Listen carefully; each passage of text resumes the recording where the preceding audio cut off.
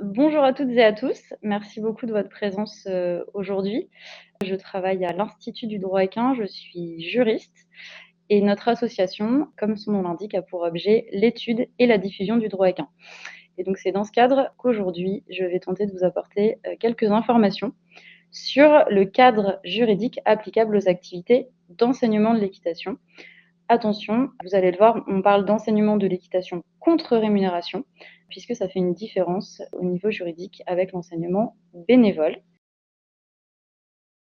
Je vais commencer par vous présenter, de façon assez synthétique, parce que le sujet effectivement est très dense, les principales obligations qui pèsent, sur l'enseignant d'équitation. Alors soit sur l'établissement équestre, si l'enseignant est salarié, soit sur l'enseignant indépendant, s'il exerce effectivement, en dehors de toute, subordination juridique avec un établissement équestre. Ensuite, je vous parlerai de la qualification juridique des activités d'enseignement d'équitation contre rémunération et je vous expliquerai, que dès lors qu'une personne vient prendre un cours d'équitation ou participer à une promenade encadrée par un enseignant, automatiquement se forme un contrat entre, les parties. Et troisième point, eh bien, qui dit contrat dit obligation et règles de responsabilité en cas d'accident, pendant la prestation, pendant le cours d'équitation. Donc l'idée, c'est qu'à la fin de cette présentation, vous ayez une idée assez précise, à la fois des obligations et aussi, des conditions dans lesquelles l'établissement équestre ou l'enseignant indépendant, sera considéré comme responsable sur le plan civil si un accident survient. Et donc l'idée, c'est aussi, aujourd'hui de faire un peu de prévention parce que le droit, évidemment, ben, donne des éléments de réponse et vous permet de résoudre un litige. Mais l'idée, c'est aussi que plus vous avez d'informations en amont, que vous soyez du côté, de l'enseignant ou à l'inverse de l'élève cavalier et plus vous pouvez éviter un accident, plus vous pouvez éviter un contentieux et sécuriser cette activité. Alors concernant les principales obligations, je ne vais pas avoir le temps de tout détailler. Néanmoins, voilà, je vais vous présenter celles qui me semblent, les plus importantes et ensuite, je vous renverrai vers des choses qui existent et notamment des fiches juridiques que vous retrouverez sur, le site internet de l'IFCE Equipedia pour avoir des informations très précises. Alors premier point, qui ne va surprendre personne je pense, il est obligatoire d'être, titulaire d'un diplôme pour enseigner l'équitation contre rémunération. L'enseignement sportif est une activité réglementée et vous retrouvez, dans le code du sport, comme affiché à l'écran, cette obligation d'être titulaire d'un diplôme, d'un titre à finalité professionnelle ou d'un certificat de qualification professionnelle. Donc forcément, ben, la personne qui n'est pas titulaire de ce diplôme ou celui qui emploie, une personne non titulaire d'un diplôme, donc là, il y a aussi un risque, qui pèse sur l'employeur, donc sur l'établissement équestre. Ces personnes-là sont, passibles de sanctions pénales qui peuvent aller jusqu'à, vous le voyez, 1 an d'emprisonnement et 15 000 € d'amende. Alors souvent, les personnes ont des questions sur quels sont les diplômes qui permettent d'enseigner? Qu'est-ce que j'ai le droit de faire avec tel diplôme? Puisque chaque diplôme ne permet pas de faire tout type d'enseignement. Et donc, pour avoir des éléments de réponse un peu plus précis, je vous ai mis également sur le support un lien vers, l'annexe 2-1 de l'article A212-1 du code du sport, vous le voyez, annexe dans laquelle vous retrouvez l'ensemble des diplômes qui permettent d'enseigner, l'équitation, avec à chaque fois, les conditions, ce que vous avez le droit de faire en fonction de votre diplôme, de votre qualification. Et vous pouvez aussi, pour les conditions d'exercice, vous référer au règlement de votre diplôme. Ce qu'il faut retenir sur l'enseignement de l'équitation, vous le voyez, dans la définition du code du sport, c'est que enseignement contre rémunération, juridiquement, c'est une définition qui est entendue très largement. Ça veut dire que dès lors qu'on est finalement dans une posture de responsable, d'encadrant, d'animateur, dès lors qu'on fait monter quelqu'un à cheval et qu'on lui donne, des directives, des conseils et cetera, on est susceptible d'être qualifié d'enseignant et donc on va exiger, si la prestation est rémunérée, que cette personne soit titulaire d'un diplôme. Donc il faut être, quand même un peu vigilant parce que, le juge a un pouvoir de qualification, requalification d'une activité et en fonction des conditions dont ça se déroule, il peut tout à fait dire que, la prestation, même si elle était, présentée et intitulée autrement, que la prestation entre dans cette définition et donc un diplôme est requis pour la proposer. Donc ça, je passe très vite sur la carte professionnelle, et cetera, pour pas trop sur le support. En matière d'assurance, il y a 2 choses qu'il faut bien distinguer et bien retenir à mon sens. Premier point, l'établissement sportif qui propose de l'enseignement d'équitation ou l'enseignant indépendant a l'obligation d'être assuré en responsabilité civile professionnelle. Donc ça, c'est une obligation prévue au code du sport avec là aussi des sanctions pénales en cas de défaut d'assurance. Une obligation d'affichage de votre attestation d'assurance dans votre établissement si vous proposez une prestation effectivement d'enseignement. Juste pour rappeler la définition, l'assurance responsabilité civile professionnelle, c'est celle qui fonctionne lorsqu'un accident survient et que votre responsabilité est engagée. Donc typiquement, vous êtes établissement sportif, vous êtes centre équestre, vous proposez des cours d'équitation, un élève se blesse, votre responsabilité est engagée, c'est votre assurance responsabilité civile qui va couvrir les conséquences pécuniaires et qui va indemniser la victime.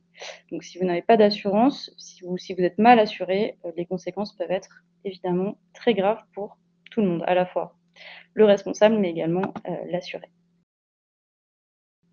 Autre type d'assurance et autre obligation pour les établissements qui proposent de l'enseignement d'équitation. Cette fois-ci, c'est une obligation d'information en ce qui concerne l'assurance individuelle accident.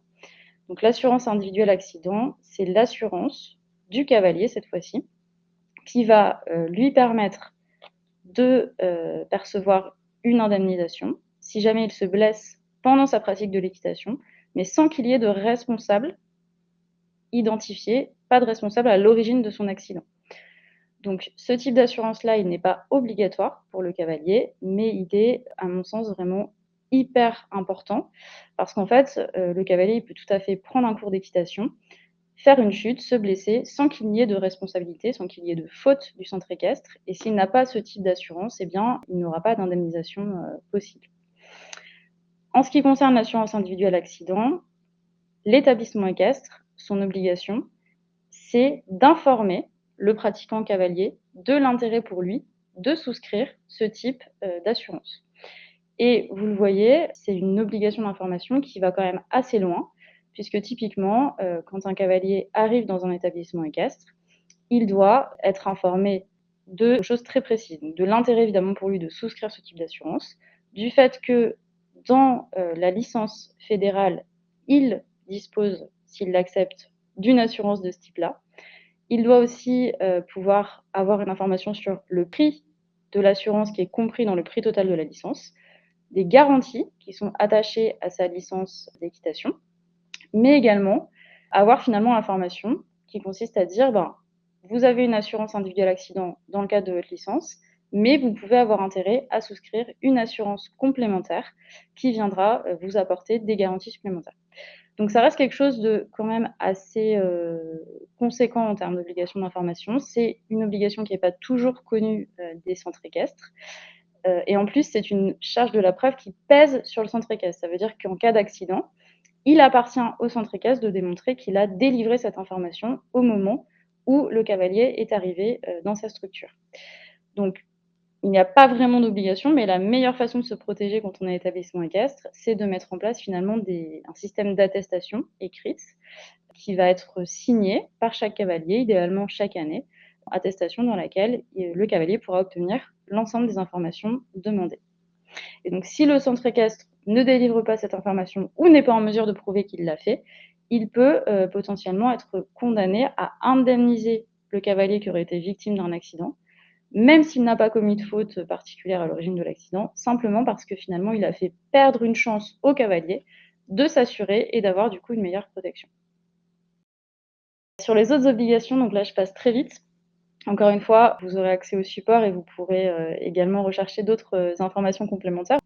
Une obligation en ce qui concerne la licence, alors je vous le dis ou je vous le rappelle pour ceux qui le savent déjà, mais les statuts de la Fédération française d'équitation prévoient et imposent à tous les établissements équestres en principe de licencier leurs pratiquants.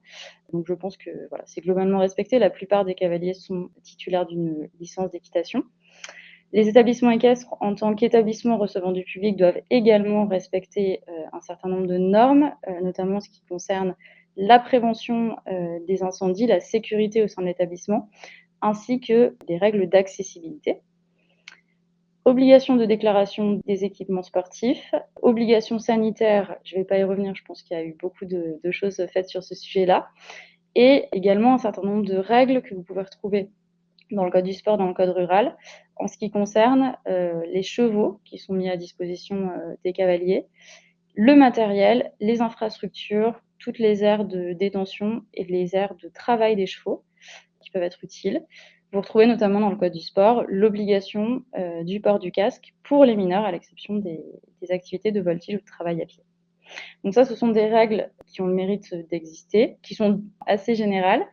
Et du coup, pour les personnes qui ont des questions précises, notamment en ce qui concerne les infrastructures, donc ça peut être le pare-bottes dans le manège, ça peut être les clôtures dans la carrière, la taille des box, la taille des pâtures, les abris, etc. Sachez qu'il existe un certain nombre de recommandations précises, notamment édictées par l'Institut français du cheval et de l'équitation, qui peuvent venir compléter ces règles générales et vous permettre vraiment d'aménager au mieux votre structure et dans les règles de sécurité les mieux pensées possibles. Alors, je vous l'ai dit, qui dit enseignement sportif et plus précisément enseignement de l'équitation contre rémunération dit automatiquement contrat.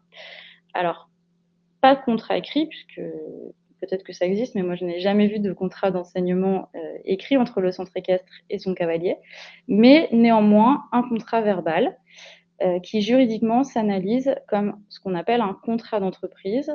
Il existe aussi deux autres termes que vous pouvez retrouver, contrat de prestation de service ou contrat de louage d'ouvrage.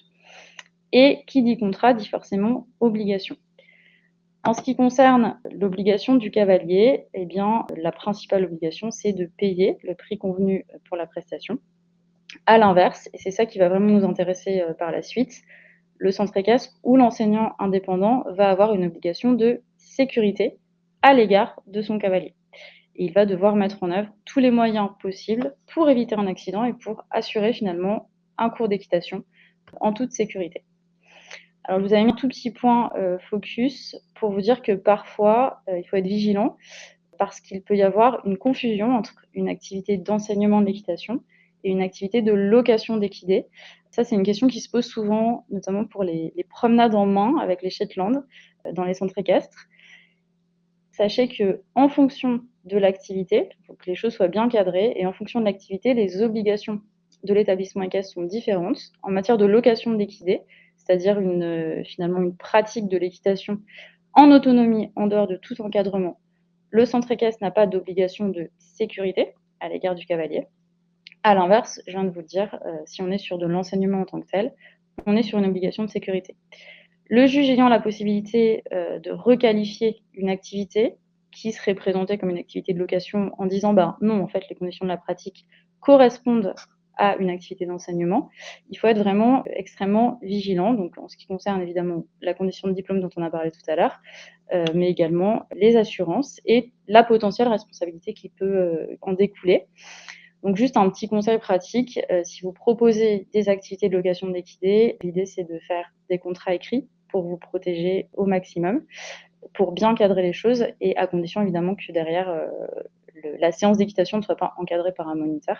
Mais en tout cas, ça aide un petit peu à sécuriser et à bien faire la distinction entre les deux contrats. En matière de responsabilité, ce qui nous intéresse effectivement, c'est de savoir quelles sont les conditions requises quand un accident survient pour que l'établissement équestre ou l'enseignant indépendant soit reconnu comme responsable et engage sa responsabilité.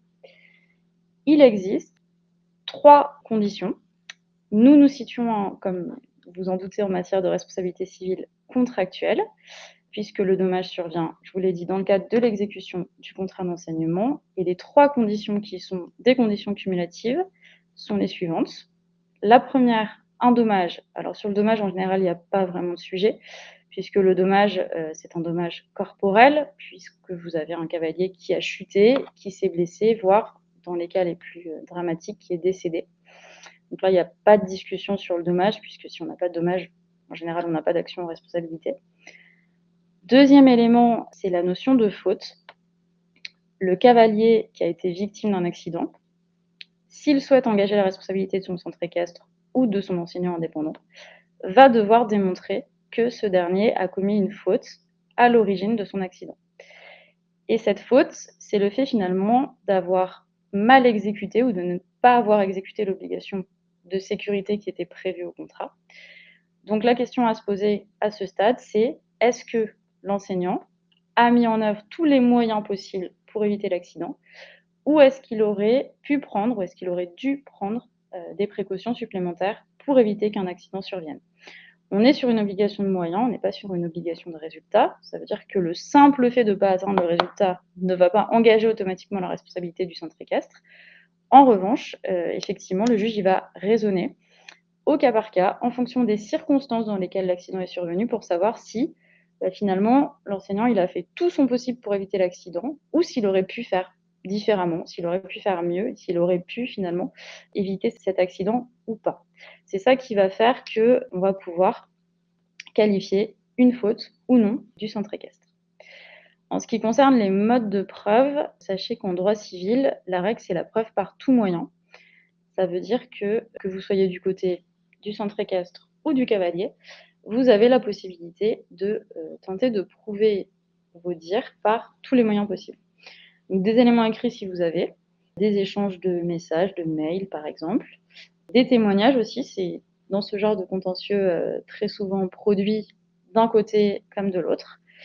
Et globalement, vous pouvez tenter, entre guillemets, vous en sortir par tous les moyens possibles. Dernier élément de preuve qui est exigé pour qu'on ait une action à responsabilité qui aille jusqu'au bout, c'est ce qu'on appelle le lien de causalité. Donc le lien de causalité, c'est le fait d'établir que la faute du centre équestre qui a été retenue est bien la cause directe et certaine du dommage. Si le centre équestre a commis une faute, mais qu'elle est sans lien avec le dommage, donc avec les blessures ou le décès du cavalier, l'action à responsabilité civile ne pourra évidemment pas aboutir. Je vous ai mis d'un côté quelques exemples de comportements qui sont susceptibles de caractériser une faute du centre équestre, et ensuite vous verrez dans un instant, à l'inverse, quelques petits conseils, quelques petites précautions que vous pouvez prendre pour tenter justement d'éviter de commettre une faute si vous êtes dans la peau de l'établissement équestre. Vous retrouvez en fait là-dessus tous les éléments que le juge va quasi systématiquement examiner. Il va regarder évidemment si la personne était diplômée ou non. Alors un point que je n'ai pas abordé tout à l'heure et qui à mon avis est important pour vous, on a souvent la question, est-ce qu'un enseignant qui est en cours de formation, qui n'est pas encore diplômé, a le droit de donner un cours d'équitation? Alors la réponse est oui, puisque ça fait partie de sa formation. En revanche, la seule limite, c'est qu'il faut qu'il soit quand même encadré au sein de la structure.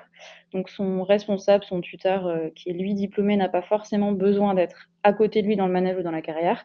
En revanche, il faut qu'il soit quand même sur la structure pour éviter toute mise en cause de responsabilité sur ce point-là. Et la personne en cours de formation, elle doit aussi respecter le règlement de sa formation. Et évidemment, s'il y a des restrictions dans sa formation sur ce qu'il a le droit de faire en tant qu'enseignant, futur enseignant, elles doivent être respectées pour éviter, encore une fois, une responsabilité sur ce plan.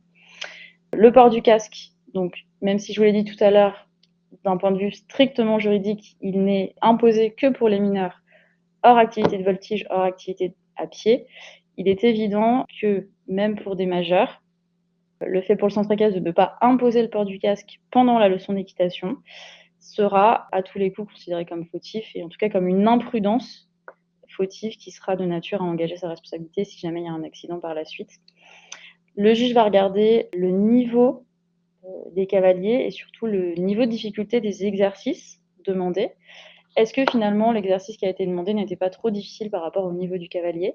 Alors là, ce qui n'est pas toujours évident, c'est que ce qu'il faut avoir en tête, c'est que le juge, lui, il est expert du droit, mais il n'est pas forcément expert des chevaux et de l'équitation.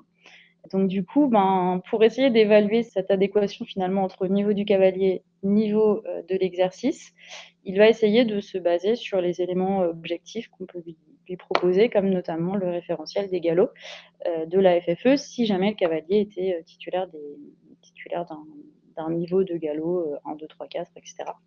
Après, encore une fois, c'est preuve par tout moyen, donc le cavalier ou l'établissement équestre peut tout à fait tenter d'apporter des éléments de preuve sur le niveau réel de pratique du cavalier. Est-ce que la monture, autre question, a été adaptée? au cavalier, donc là aussi en fonction de son niveau, en fonction de tout un tas de critères que les enseignants connaissent bien. Est-ce que l'enseignant a donné suffisamment de consignes? Est-ce qu'il a eu la bonne réaction en fonction de ce qui s'est passé, en fonction des circonstances? Est-ce qu'il a été assez présent? Est-ce que voilà, il a fait finalement correctement son travail pour essayer d'assurer au maximum la sécurité de la séance? Et le juge peut aussi regarder l'état du matériel, du harnachement, et cetera. Un cavalier très débutant qui, par exemple, chuterait parce que une étrivière casse, bon, voilà, est-ce qu'on ne pourrait pas envisager peut-être de reprocher au centre équestre de ne pas avoir vérifié l'état du matériel avant la séance? C'est un exemple parmi d'autres. Du coup, je vous le disais, à l'inverse, je vous propose quelques conseils pratiques qui viennent directement en réponse à ce qu'on vient de voir à l'instant sur les éventuelles fautes qui peuvent être reprochées au centre équestre. Quand on est établissement équestre, évidemment, on s'assure du port de la bombe, des diplômes, de l'état du matériel, de l'état de la cavalerie. N'oubliez pas d'informer vos cavaliers également de l'importance pour eux de souscrire une assurance individuelle accident. Je vous renvoie à ce que j'ai dit au début de cette conférence. Et en tout cas, il faut vraiment garder en tête que la faute, elle est appréciée vraiment en fonction des circonstances de fait, en fonction de tous les éléments qui ont fait que la séance s'est passée de telle ou telle façon. Et donc, tout va être un peu passé au crible en cas d'accident pour essayer de voir s'il y a une faute, plusieurs fautes ou pas de faute de l'enseignant d'équitation. Il existe pour l'établissement équestre ou pour l'enseignant indépendant des causes de limitation ou d'exonération de responsabilité. Je vous en parle très rapidement. Sachez que même dans le cas où on aurait un dommage, une faute et un lien de causalité, tout n'est pas forcément perdu pour le centre équestre responsable. Il peut réussir à écarter ou à diminuer un peu sa responsabilité s'il arrive à prouver une faute de la victime. Donc, par exemple, un cavalier qui n'aurait pas respecté les consignes et qui serait à l'origine finalement de sa chute ou en tout cas de l'aggravation de la situation. Le fait du tiers, ce serait une personne extérieure au contrat d'enseignement, un autre cavalier par exemple, participant à la leçon, qui aurait eu un comportement dangereux et qui serait à l'origine de la chute. Ça peut être un exemple de fait du tiers. Et dernier cas, la force majeure. Donc, vous le voyez, la force majeure, c'est l'événement qui échappe totalement au contrôle du centre équestre, qui ne pouvait pas être raisonnablement prévu au moment de la conclusion du contrat. Les anciens critères de la force majeure, effectivement, pour que ce soit peut-être plus parlant, c'était l'événement imprévisible, irrésistible et extérieur à la volonté des parties. Donc, sachez que ça existe. Juridiquement, il y a très peu d'applications, donc c'est très rare d'avoir un cas de force majeure, mais en tout cas, pourquoi pas? Imaginons un accident qui surviendrait à cause d'un événement climatique imprévu et dramatique et qui aurait provoqué l'emballement des chevaux, par exemple. Donc, j'ai pas d'exemple de jurisprudence, mais en tout cas, sur le principe, ça peut exister. Pour terminer, je vous propose 3 petits exemples de jurisprudence. Alors, le choix était difficile parce qu'il existe beaucoup de jurisprudence sur ce sujet-là. J'ai essayé de vous mettre des exemples assez parlants et un petit extrait finalement de ce que vous pouvez retrouver. Premier cas, nous sommes dans un arrêt de la cour d'appel de Nîmes de 2022. Il s'agit d'une promenade qui est organisée sur la plage. Alors, la plage, c'est un vrai sujet. Les promenades sur la plage, il y a beaucoup de jurisprudence sur des cas d'accidents survenus dans ce cadre-là. En fait, dans notre cas d'espèce, on avait un itinéraire de promenade sur la plage, plusieurs organisateurs, donc plusieurs centres équestres, et plusieurs groupes de cavaliers qui, tout au long de la journée, prenaient le même itinéraire à intervalles de temps normalement suffisants. Et là, ce qui s'est passé, c'est qu'un groupe de cavaliers est arrivé au galop sur le groupe précédent et que malheureusement, la cavalière qui était en fin du premier groupe de cavaliers a été piétinée et très gravement blessée. Donc elle a tenté de rechercher la responsabilité du ranch qui avait organisé sa promenade sur le fondement de la responsabilité contractuelle, donc les conditions que je viens de vous présenter. Et dans ce cas précis, le juge n'a pas qualifié de faute du centre équestre organisateur et donc a écarté sa responsabilité. Donc, plus précisément, vous le voyez, il a considéré que le nombre d'accompagnateurs était suffisant. Donc des accompagnateurs, au moins un qui était diplômé, un autre en cours de formation et un nombre suffisant par rapport à la taille du groupe. Port du casque, matériel en bon état, chevaux adaptés à ce type d'activité et au niveau de pratique des cavaliers. Au niveau des consignes, en fait, la victime, elle reprochait au centre équestre de ne pas lui avoir dit de mettre pied à terre au moment où les chevaux sont arrivés à fond derrière elle et en fait, le juge a considéré que, justement, c'était pas fautif pour, l'enseignant de ne pas avoir conseillé de mettre pied à terre parce que finalement, ben, si la cavalière avait été à pied, les conséquences auraient pu être encore plus graves, elle aurait pu être encore plus piétinée et que de toute façon, ça avait été absolument sans incidence sur son accident. Et après le dernier argument, alors c'est peut-être celui que, voilà, si vous êtes, cavalier enseignant d'équitation, vous allez un peu plus critiquer. En fait, le juge a considéré que l'itinéraire sur la plage, qui était, je vous cite: «Un terrain par définition plat et sans obstacle naturel, ne présentait aucune difficulté, pouvant mettre chevaux et cavaliers en danger». Alors voilà, quand on monte un peu à cheval, on sait que c'est pas forcément vrai, mais en tout cas, je pense que même si cet argument-là n'avait pas été, retenu, la décision n'aurait pas été différente parce que ce n'était pas le fait d'avoir choisi un itinéraire sur la plage qui avait été à l'origine de l'accident. Et pour la petite histoire, même si on est un tout petit peu hors sujet, la victime, elle avait du coup aussi essayé de se retourner contre le gardien du cheval qui avait été à l'origine, finalement de son accident. Mais comme, l'accident, enfin tous les chevaux ont foncé sur elle et sur tous les autres cavaliers, en fait, on n'a pas pu identifier précisément quel était le cheval à l'origine de l'accident et donc le juge n'a pas pu finalement retenir un responsable identifié. Donc son action n'a pas non plus pu aboutir. Deuxième exemple, toujours sur la plage. Cette fois-ci, on a un groupe de 19 cavaliers et en fait, ils arrivent sur la plage avec, leurs 3 moniteurs diplômés et les moniteurs voient des deltaplanes qui sont en train de, voilà, de naviguer, à proximité des chevaux. Ils décident d'aller à leur rencontre avant d'emmener tout le groupe de cavaliers, directement sur la plage. Ils leur demandent, de cesser, enfin de rester dans un coin, de ne pas voler, de ne pas bouger pendant que les chevaux passent. Et puis finalement, les chevaux décident de passer et puis un accident survient parce qu'il y en a un qui prend peur et ensuite, tout le monde part un petit peu en vrille et on a une cavalière qui est débutante, qui chute, qui se fait une fracture et qui recherche la responsabilité du centre équestre organisateur. Le juge retient une faute du centre équestre, parce qu'en fait, il considère que le fait pour les moniteurs d'avoir pris la précaution justement d'aller voir les deltaplanes, au moment où ils les ont vus, ça voulait dire qu'ils avaient conscience du danger et ils auraient dû, faire davantage. C'est-à-dire ils sont allés les voir, c'est très bien, mais du coup, ils auraient dû faire plus. Peut-être, changer d'itinéraire, peut-être faire demi-tour, sachant qu'en plus, là, on était sur des cavaliers débutants. Donc forcément, qui dit cavalier débutant dit une exigence encore plus importante en termes de sécurité et de précaution. Et finalement, le juge retient que, ce sont les moniteurs qui ont commis une imprudence à l'origine directe de l'affolement des chevaux. Et pour la petite histoire, la victime se retrouve donc indemnisée à hauteur de 15 932 €. Alors heureusement pour elle, ses blessures n'étaient pas très graves, mais effectivement, ça aurait pu être un montant, plus élevé. Dernier exemple, un accident qui survient cette fois-ci pendant un cours d'équitation au sein d'un établissement équestre. Une, victime âgée de 54 ans qui était venue prendre son premier cours d'équitation, donc qui était jamais montée à cheval et la monitrice lui a proposé de faire une séance en longe et une séance de mise en selle, donc exercice d'équilibre classique, enlever et mettre ses étriers, lâcher et reprendre ses rênes, toucher la tête du cheval, toucher la croupe et cetera et puis à un moment donné, par réflexe, la victime, serre les jambes, le cheval fait 1 ou 2 foulées de trop, alors qu'il était tenu en longe par la monitrice. À ce moment-là, la cavalière perd l'équilibre, tombe et se fait, des blessures relativement graves. Le juge, dans ce cas-là, a considéré qu'il y avait une faute du centre équestre, que la monitrice avait été imprudente, en proposant ce type d'exercice, bien que ce soit des exercices, finalement adaptés à des débutants. Mais là, dans ce cas précis, parce qu'on était sur une toute première séance d'une dame qui, selon le juge, attention, était une personne d'âge mûr, dont l'apprentissage, vous le voyez, pouvait être plus long et dont les chutes pouvaient prendre une tournure plus grave que pour un enfant.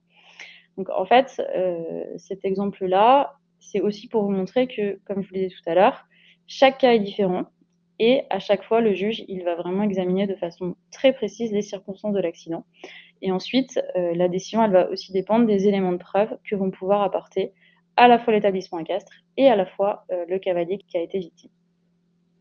Donc voilà, ça ne veut pas dire que pour un enseignant, faire un peu de mise en scène à son cavalier, ça va forcément être considéré comme une faute.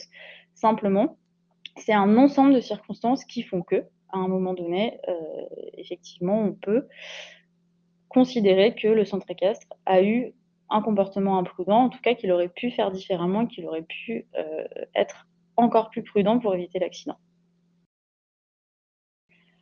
Donc 3 points à retenir, très rapidement. Il existe, vous avez compris, des obligations qui pèsent sur, l'enseignant qui propose des activités d'enseignement contre rémunération. Attention, hein, je vous le rappelle, quand on est sur de l'enseignement bénévole, on n'est pas lié par un contrat avec son élève et du coup, on n'a pas forcément l'obligation de respecter tout ce que je viens de vous présenter.